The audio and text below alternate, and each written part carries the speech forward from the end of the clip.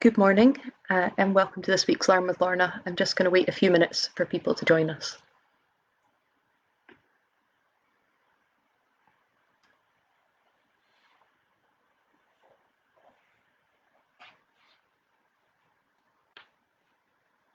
So welcome to this week's Learn with Lorna. If you haven't watched any of them before, and if you're watching this subsequently after it's gone out live, I know a lot of people kind of come to them a bit later on or find them on YouTube or things like that. So if you want to watch any of the earlier ones we've done, this is the 30th. So any of the previous ones can be found on YouTube, on the High Life Highland channel, or on our Facebook page here. Hello to people already saying hello, that's nice. It's always lovely to see everyone saying hello. So please continue to do that. It's always nice seeing people from all sorts of different places as well. So thank you for that. Thank you for last week's comments. There were some really lovely comments came in last week after the talk about the history of Inverness Castle and the Spirit of the Highlands project. So I'm really grateful for those. Thank you for those who said I was a good storyteller. You have no idea what that means to me. And I hope you've all been going onto the Spirit of the Highlands website and putting your stories in about the Highlands. Before I go any further with this week's talk, just the usual introduction to remind you that these series of talks are brought to you by High Life Highland at no cost to the viewer. High Life Highland is a charity registered in Scotland, and there's no payment or subscription required to take part in any of the Learn with Lorna talks. We do welcome donations to help us continue our work, and thank you so much to those of you who have donated already. It really is very, very much appreciated. So this week we are looking at the Fraser Tytler collection. It's a funny one. I was just saying to somebody that I'm not expecting a lot of people to tune in immediately because it won't mean anything to a lot of people in the way that the Clearances does or World War I does, but it is the most phenomenal collection. It is my absolute favourite collection of everything that I work with. And so those of you who have already commented on me being enthusiastic will have something to see this week. It does sound a little bit like having a favourite child, but it is my favourite collection, and my colleagues will testify to that. Before I go any further, I spoke a little bit about one of the Fraser Tytlers last week in the story of Inverness Castle, and then had a highly comedic message from somebody saying that on the captions that come up on Facebook, it had come up every time I said Fraser Tytler papers, had come up as freezing toilet paper. So I would just like to warn you that if it says freezing toilet paper at any point, I have not said that after this. Okay, so what is the Fraser Tytler collection? These are the papers of the Fraser Tytler of Aldowrie family. There are 24 boxes in this collection of letters and diaries, papers, photographs, plans, drawings, photos, all sorts of different things. And it is an absolutely fascinating collection. And they're a fascinating family. There were lots of writers in the family, historians, professors, lawyers, judges, artists, military leaders, all sorts of really, really interesting people in this family. Yes, Jenny, you're right. Jacobites are a favourite, and Malcolm Blair is a favourite as well. But my absolute favourite collection is the Fraser Tytler. The reason that it's my favourite collection is that it covers such a huge range of subjects, and you constantly find things in it. And again, my colleagues will testify that whatever I'm researching, I go, I'm going to check in Fraser Tytler because I bet there will be a reference to this somewhere within that collection. And there always is. The collection covers from about the 1600s through up into the 20th century. Initially, the family were the Frasers and the Tytlers. The Tytlers had land in Midlothian. They had Woodhouse Lee, which is in Glencorse parish, just near Pennycook, just south of Edinburgh.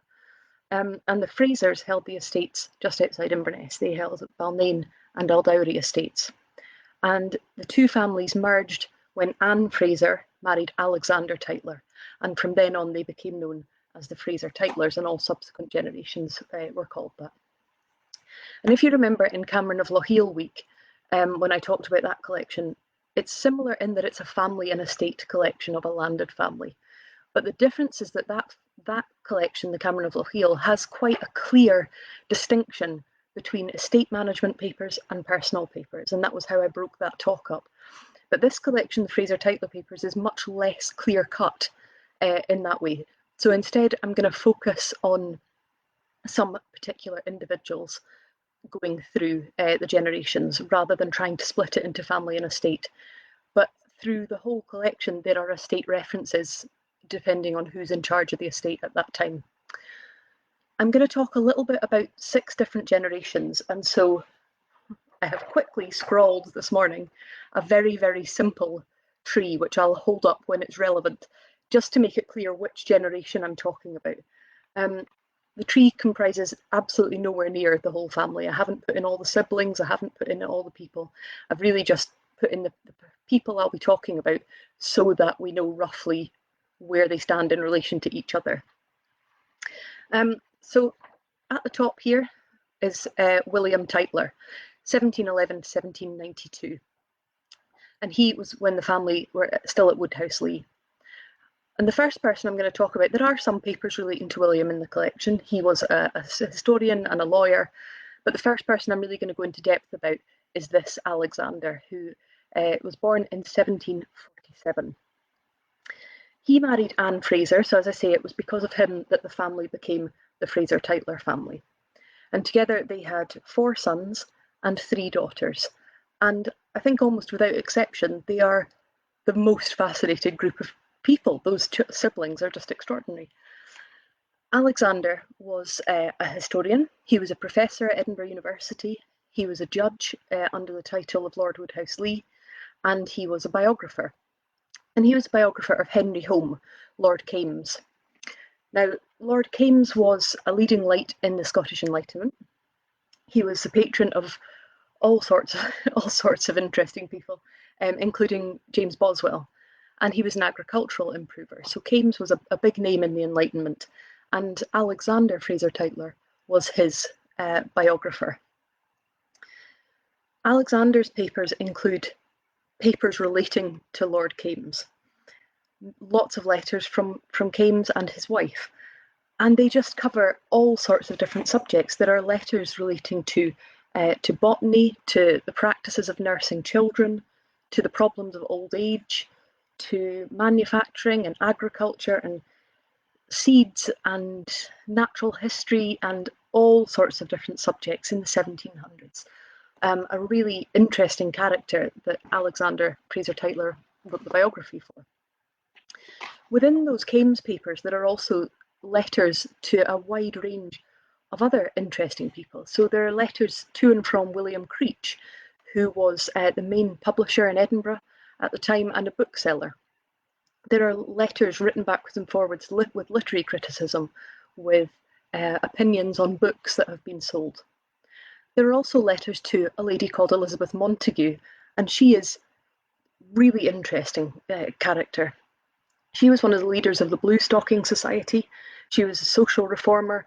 She was a literary critic, a writer, an educator, and a huge encourager of education and literature.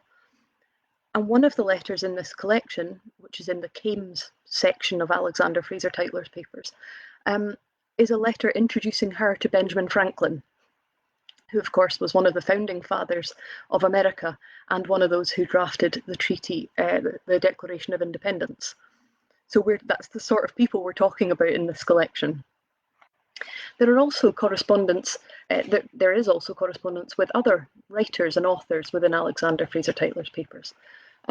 There's correspondence with the poet Tobias Smollett, with the writer James Ramsay of Ochtertyre, and that's an interesting one that includes anecdotes about prominent Scottish figures.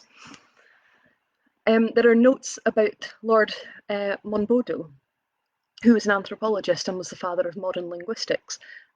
I studied linguistics and language at university, so that's really interesting to me that there's notes about his life and correspondence within this collection.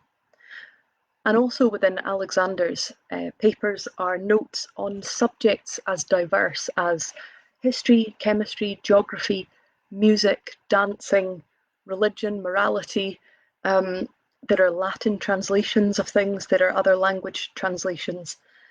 There are execution speeches by Jacobites, by English Jacobites, who, as they were going to be executed, had written and given their last speeches. And these are in Alexander Fraser Tytler's papers. Really quite extraordinary. There are letters from family and friends.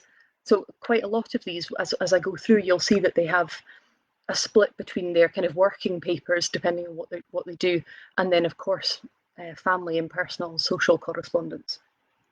And one of the letters written to Alexander Fraser Tytler is written in 1775, and it talks about the American affair and the problems happening in America, and the Boston affair, which I assume to be the siege of Boston. 1775, of course, a key date going into the American Wars of Independence. And I just find it, and again, I know I've said this week in, week out, but I find it endlessly fascinating that you find these letters within these collections that are just several people having a chat about something which we now see as a momentous turning point, a huge date in British history, in global history. You know, it's such an important date, and here are people just chatting about it because it's contemporary to their life. And you know, it's in the same letter as they're talking about who they had dinner with last night. I just find it endlessly interesting. There are also, as I mentioned, estate parties. I'm seeing your message, Fiona. It's not quite the Boston Tea Party. I think that was a bit later. But yes, Boston at the beginning of the Wars of Independence. Yes, so there are estate papers within this Alexander Fraser Tytler's section as well.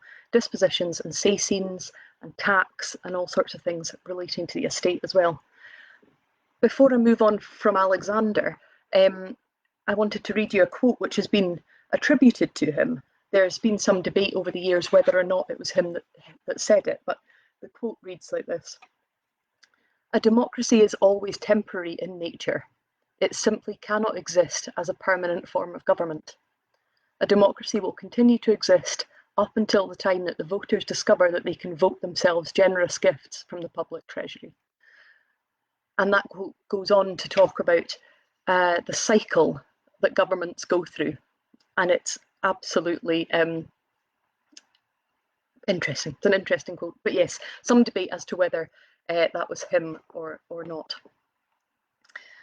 So after Alexander's death, the estates passed to his sons.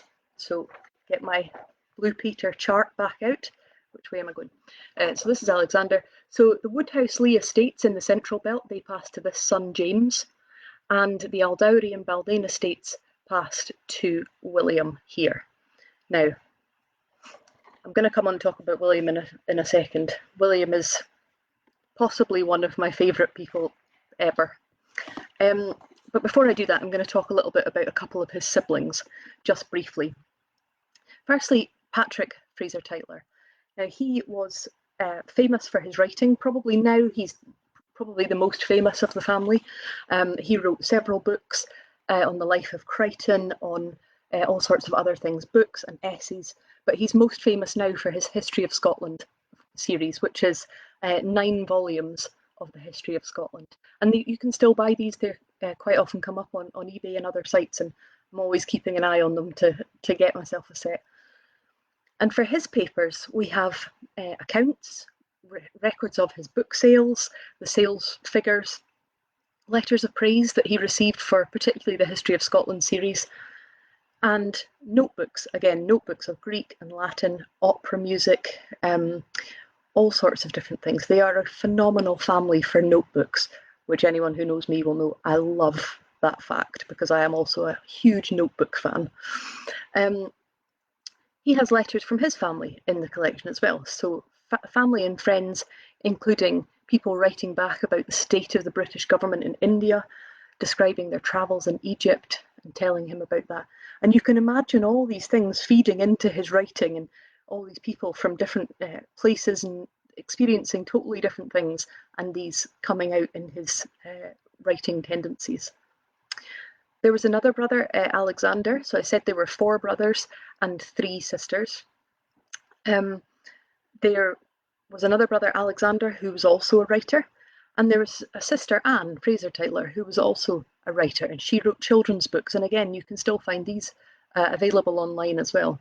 So just such an interesting thing that runs right through generations and generations of this family, this ability with words and ability to communicate and to tell stories, which is why I love them. So, William. Now, I love William. In my notes here, I've got a little heart next to his name because I'm that sad. Some of you may remember when we went into lockdown initially, I made a scarf with some names of people in our collections on it, and there's William on my scarf. His is a particularly fascinating life, and anyone who knows me will know one of my big aims is to get his story written down at some point. If you remember last week, I spoke about Inverness Castle. He was one of the key kind of movers and shakers behind the castle being built as a court. He was a lawyer. He was born in 1777. He became the sheriff of the Northern Counties of Inverness in 1810. One of the reasons I am so fascinated in William is that he's just involved in so many things. He was on the Inverness Committee for the Caledonian Canal being constructed. He was the convener of that committee. He was in the Commissioners of Supply, so he has an input in the development of roads and bridges and tolls across the Highlands. And again, he was also a professor at Edinburgh University. And in his role as sheriff, we have all sorts of interesting things to do with that role. We have a lot of letters from him during that time, including on government legislation on Scottish distilleries, how that was going to play out and how the Distilling Acts and legal information regarding spirits and things were going to have an effect on Scottish distilleries. So again, still quite a current subject. We have his letter books from when he was sheriff. And we have all his registration and appeal court notebooks. So we can see such an insight into legal history at this time. And we can see where he went. His notebooks cover Skye, Lochaber, Bainbridge, Bay, Murray, Caithness, Shetland. So he's recording all the trials he's attending and what's happening at them. And there's a phenomenal letter that he writes home to his wife. In the 1830s, he's gone to Portree to hear a case, and he writes home to say he's been in a shipwreck.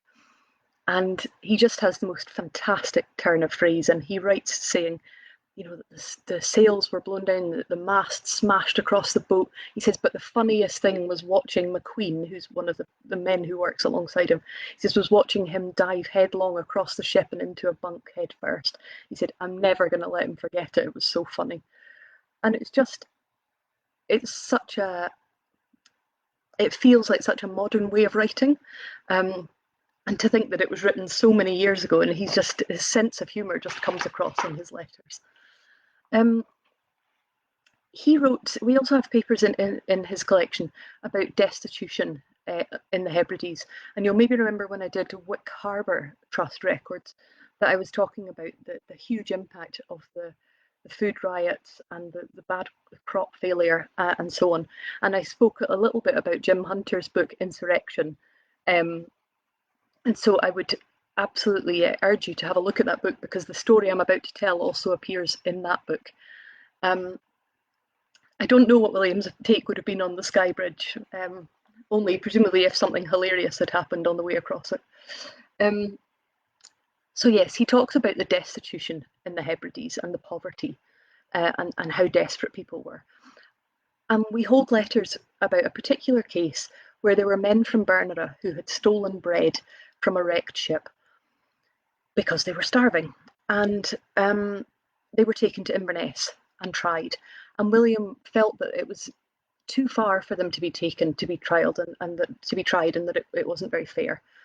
And so he visited them repeatedly in jail, and he says he struggled to communicate with them because he didn't speak Gaelic, but he just wanted to keep checking up and making sure that they were all right and reporting home to their family. And he says, he writes to the authorities, they are saying, you make sure that these men's families haven't suffered because of what's happening to them. Make sure they've got enough food, make sure they've got enough peat. And in one of the letters, he says, I could not get the poor fellows out of my head, and I went to see them again on Sunday, when I gave instructions to my agent to interpose bail for them. and the next day I had them all out here, where they're now busily employed with my other labourers. So he was so concerned that he took them, bailed them, and gave them work on Aldowrie Estate, which is, some of you will know, is just on the side of Loch Ness. And so he was so concerned for their well-being that that's what he did, and he also paid their passage home after the case. Now, if you were watching when I talked about Elizabeth McDermott and George Grant and the Jamaica connection, you'll know that it's not straightforward, and I am in no way trying to paint any of these people as all good or all bad, because William certainly was involved through his wife in Jamaican slave plantations, and although he came in at the kind of back end of that, so I'm not going to make out that he's an all good person, but I think he certainly was more compassionate than a lot of other people at the time.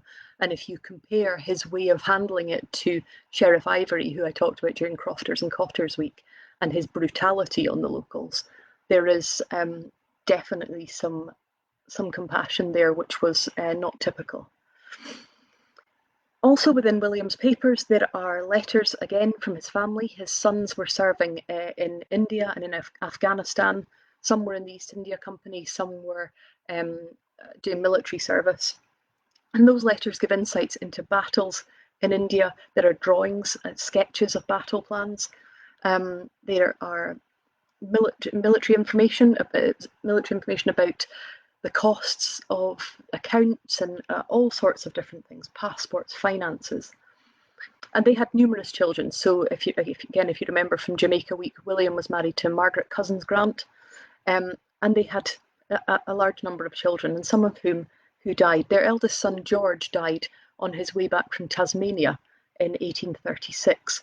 And there are a lot of condolence letters in the collection about that. The son, George, had previously been thrown out of the services because he had such high gambling debts.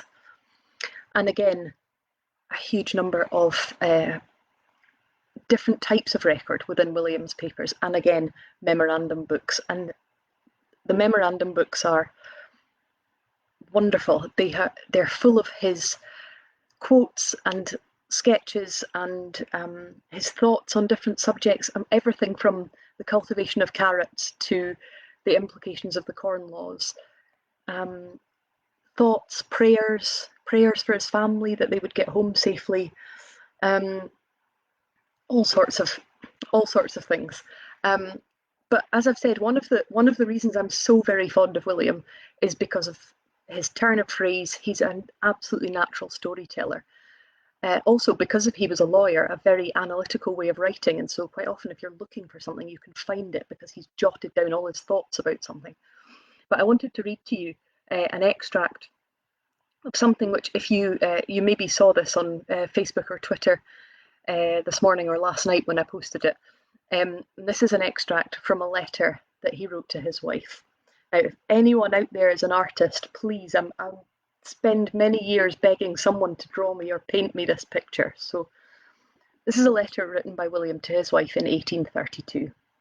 And he starts it, "My dearest wifey," and he's writing from Alvey, Manse. So he's been holding a court at Alvey. They were attending the court, they were using the church as the court, and then they were repaired to the manse because the church got too cold. And as a member of that church, I can agree. So he says here, "We're getting on very slowly," he says. "Yesterday I only discussed about a dozen claims, although the court sat from 11 till 7, and I had previously been at work on the same claim from 6 in the morning. I went to Kingussie and back again, 26 miles, before breakfast, to inspect the houses and property claimed on. My council and agents are getting very sick of the work I keep them to. Yesterday morning I got up at 5 and could not find a soul awake either in the house or the stables. My applications to the bell were totally inoperative, and I was obliged to grope my way to the kitchen and the maid's garret above it before I could obtain the least indication of animal life. McQueen, who understands Gaelic, heard 2 of the maids later on alleging that the sheriff was troubled by an evil spirit. But the best thing about it, and this is the bit I'm hoping someone will do a picture of, he says to his wife, "It got so cold towards evening in the church yesterday that we adjourned for the debate on Granton to the minister's drawing room, which would have afforded an admirable sketch for the pencil of Cruikshank, who was a caricaturist at the time. He said it would be titled A Registration. We were obliged very much to limit the audience, but it was of a very miscellaneous nature. The sofa was occupied by Mrs. McNeill, Miss Grant Ballandalloch, the parson, a well-fed and comely priest, and an old, thin, and wizened mother-in-law, insufferably active and impossible to restrain from constantly snuffing the candles or trying to start up on some less important service. McQueen and his assisting agents had one table from which he thundered away, and McNeill with his attendant spirits another. The portly figure of Ballandalloch, with his whole nether man enveloped in tartan, occupied one side of the fireplace. A table for me was placed at the other. The floor was strewn with maps and plans, and two spoilt little girls of the parsons sprawled at my feet. Imagine all this, and then place me in my shooting jacket in the middle of it. So if someone wants to draw that, I'd be very grateful. So that's William. I'm going to gloss over down from William here to his son Charles. Charles served in India, but I'm not going to touch on him for the moment because I want to come down and talk about these two and then these two at the bottom here. So Mary and Edward, and then Neil and Hester. And I will try and speed up because I know it's 25 past. First of all, just to remind you that this series is brought to you by High Life Highland at no cost to the viewer. And High Life Highland is a charity registered in Scotland. No payment or subscription is required to take part in these events, but we do welcome donations if you're able to do so. So first of all, I'm going to touch on Edward. This is William's grandson. Edward Grant Fraser Tytler married Edith Selwyn, and he was born in 1856. And again, we have documents for him relating to the estate and the personal life. But of particular interest from his papers is the correspondence relating to his Boer War service. And in Victorians Week, I talked a little bit about the establishment of the Lovat Scouts and the letters relating to that in this collection. And so there's a lot of correspondence from Edward talking to his family about his experiences serving in South Africa in the Boer War. So there are letters describing daily life in South Africa, the events of the Boer War, night attacks on the Lovat Scouts, marches and camps in diamond mines, and insight into the changing military tactics of the time. So, you know, we've come through already several generations of totally different warfare, and he talks about the new uses of expanding bullets. He writes research notes about how that military practice is changing. And we have diaries of Edward's as well, including a fantastic one with his wife Edith, where they travel in 1881 down the Nile, and they're talking about all the things that they see in Egypt and how that influences them. Excuse me. And then I wanted to talk just briefly about Mary. So Mary is Edward's half-sister. Charles was married twice, and so Mary and Edward had different mothers. So we've talked a little bit about Edward, and now to talk about Mary. And I'm aware that I've kind of spoken mostly about the men in the family, but we're going to change that a little bit with Mary. So Mary Fraser Tytler was a craftswoman, a designer, a social reformer, and again, another fascinating character. And she married George Frederick Watts. And he is now kind of generally believed to be one of the greatest painters of the Victorian era. He got nicknamed in his lifetime England's Michelangelo. And so Mary married him later in life. He was a sculptor, a painter. He painted portraits and landscapes and all sorts of different things. And he had previously been married to the actress Ellen Terry when she was only 17, and he was quite substantially older. But then later on, he married Mary Fraser Tytler. And together they leased land in Compton in Surrey and created a studio and a pottery there. Mary also had a pottery in Aldowrie, just again by the side of Loch Ness. And both George Frederick Watts and Mary Fraser Tytler strongly believed that art should be accessible to everybody. They supported charities that took art into poorer communities. Mary taught clay modelling in the East End of London prior to her marriage to the people who were boot shiners, boot blackers. And so she had gone and taught clay modelling to them because they both felt it was so important that art was accessible to people. She trained at the Slade, and she trained in Dresden and at Kensington, so various schools of art. And then when she went to Compton with her husband and they set up the studio, she formed the Compton Pottery Art Guild. It was a huge source of local employment. It was a cooperative system, and so local people were trained up and used in the pottery. And they had a contract with Liberty of London. So again, we're talking at a very high level of ability and repute here. Mary was appointed to the committee of the Home Arts and Industries Association, and she was also the president of the Godalming District National Union of Women's Suffrage. So quite a prominent person in her time. And one of the correspondence we have for her includes a letter from the Governor General of Canada urging her to come and visit Canada. If you want to find more about any of these aspects of the pottery and the creativity and so on, Aldowrie Pottery, Louise Borum is the person to go to. She's written about this subject, and if you have a look on the South Loch Ness Heritage site, you'll find more information. If you're interested in the Compton side of it, where there is still a fantastic gallery and shop and products inspired by both Mary Fraser Tytler and George Frederick Watts, then do have a look at the Watts Gallery website, which is very, very interesting, gives some more history about both of them. And then the final generation I wanted to touch on are these two here, Neil and Hester. Now, you'll maybe remember from the week that I did World War I, or the week that I did Cameron of Lochiel, that I mentioned Hester Fraser Tytler. She was married to Alan Cameron of Lochiel. So if you remember, there were two brothers. Donald Cameron survived, Alan Cameron was killed, and Alan Cameron is Hester Fraser Tytler's husband. So you'll maybe remember her from that. And we have a lot of correspondence of hers, a lot of letters, a lot of mourning letters following Alan's death, and about 40 years worth of diaries. And again, as I said, it is such a theme that runs through this family, of this ability to record things and to communicate them. And I wanted to round off just by telling you a little bit about Neil Fraser Tytler and his extraordinary wife.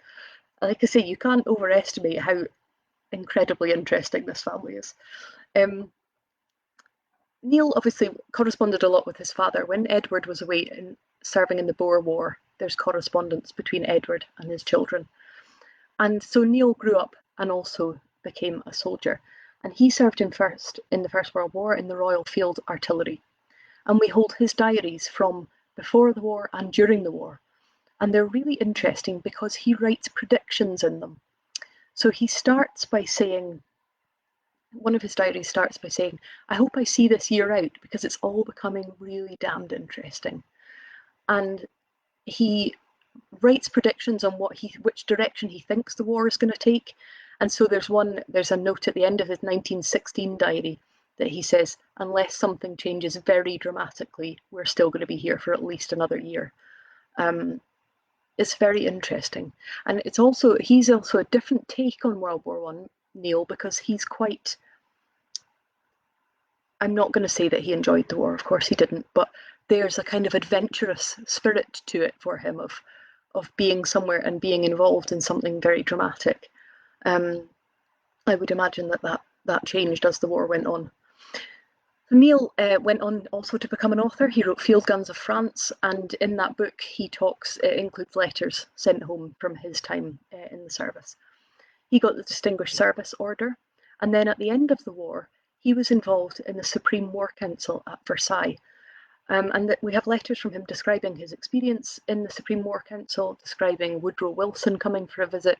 There are some famous, fantastic paintings of the War Council meeting, and William writes about it, and Neil writes about those being painted in his letters. Neil married a woman called Christian Sharp. I'm going to say it again, she is an extraordinary woman. They met in Versailles while Neil was involved in the Supreme War Council, and Christian was supporting the group who were putting the negotiations together for the Treaty of Versailles at the end of the First World War. Neil had been gassed in the First World War, and so he went on to be quite weakly and not very well. And he died in 1937 after a long illness that Christian had looked after him through. But Christian then went on and became the senior officer in the Auxiliary Territorial Service in World War II. And she was very, very one of the most high up women in the military services. And she went on after the war. She was awarded the military CBE, and she was one of the first women to receive it. She was, when she came back to the Highlands, she was a Justice of the Peace. She was involved in the Women's Royal Voluntary Service, all sorts of things. Just again, another quite fascinating person. I'm going to round off there. All my colleagues will be astonished I've only overrun by 6 minutes while talking about the Fraser Tytlers. I hope you agree with me that they are just a really interesting family and a really interesting set of records. There's anything at all that you think, I wonder if they've said something about that. They probably have.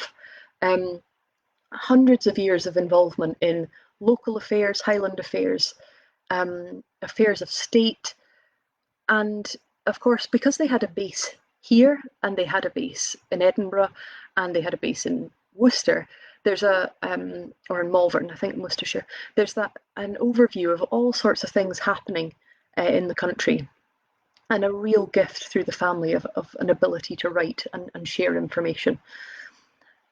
I hope you've enjoyed learning about the Fraser Tytlers. I'm sad that this is me finished talking about them.